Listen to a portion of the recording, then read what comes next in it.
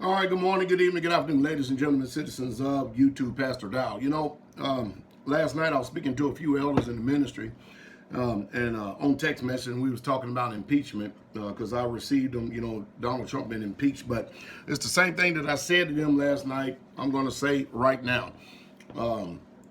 Donald J. Trump, he's the third president in the United States of America history that has been impeached by the House. Now we have the House and the Senate. So let me see. Richard Nixon was the first one. Bill Clinton was the second one, but he still remained in office and finished his term. And then, of course, now we got President Donald Trump. Now, again, it's more or less, I guess people will call a stain on your record or something like that. Like I told the people last night, a slap on the wrist. But it's definitely not going to pass in the Senate. What we have in this country is we have a party lines divides. We have people who are placing party interests above the interests of the American people.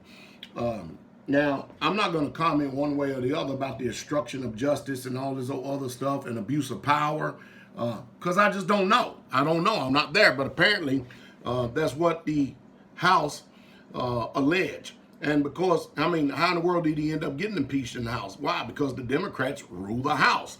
They got the votes. They can vote anything. And just like the Republicans have the votes over in the Senate. They literally have all the votes.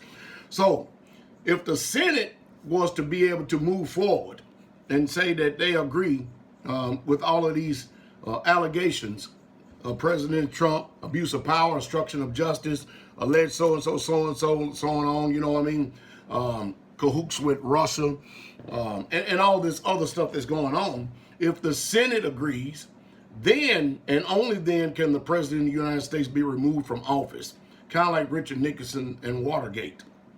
And mind you, it's amazing. I've been around long enough to remember all this stuff. But anyway, so it's not going to pass the Senate. And he's not going to be removed from office. If more than anything, what he's going to do is embolden the Republican base. And they're going to double down. And in his double down, he's probably going to start campaigning out even harder to make sure that he actually runs 4 more years just out of spite. Literally just out of spite, because it's obvious that we got a dog and pony show going on. This carnival, this circus is something else. Whenever a Republican president is in the office, the Democrat disagrees. Whenever a Democrat president is in office, the Republicans disagree.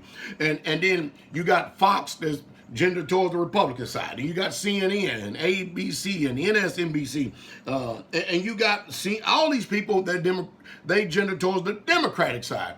And you only got really one news source out there, along with the talk show hosts like Rush Limbaugh and all these other people that out there, be it on Sirius XM or whatever it is, AM, FM radio stations all across this land.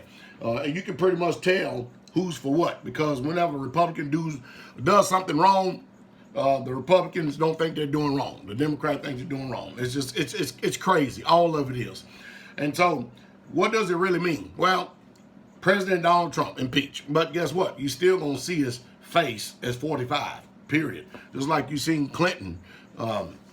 He didn't get removed from office. He stayed in there to the last day. And of course, what was it? Immorality then. So, what good is it if you're going to be impeached, get a slap on the wrist, and you still get to stay in office? That's what I'm getting to more than anything. So it's definitely not going to pass the Senate.